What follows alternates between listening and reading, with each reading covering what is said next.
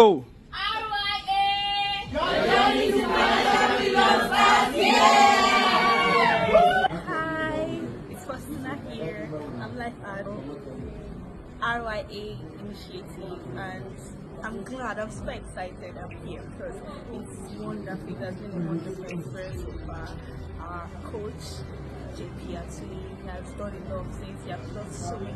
The mindset has already changed. Hello, my name is Omeji Martins, and I'm here live at RYA Initiative, which is Rich, Young and African Initiative. We are currently on our break, but we're having a good session.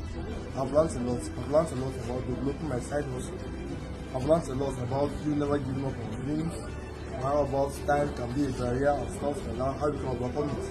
I've also learned that to be successful in life, you have to look at other things. You have to disregard some advices, some wrong advices.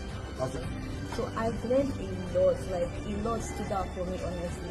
From the introduction to the whole lot of things about financial freedom. And trust me, my life has never remained the same. So I've been struggling for some days now about some certain things, but I came here today and I found answers to every of my questions.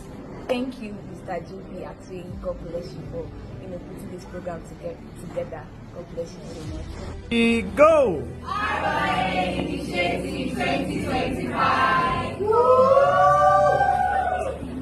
My dream, like I'm studying by I want to be a qualified degree in the field of African law.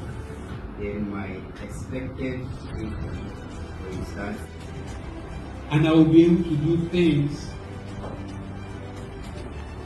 that I want to do, not what they say I should do. That's the mindset that you need to think about as you're 95. So when you get into that job, you need the job because you still have bills to pay, you still have things to do. But this reminds me of XYZ when I did ABC and it led me to DEL. What do you think?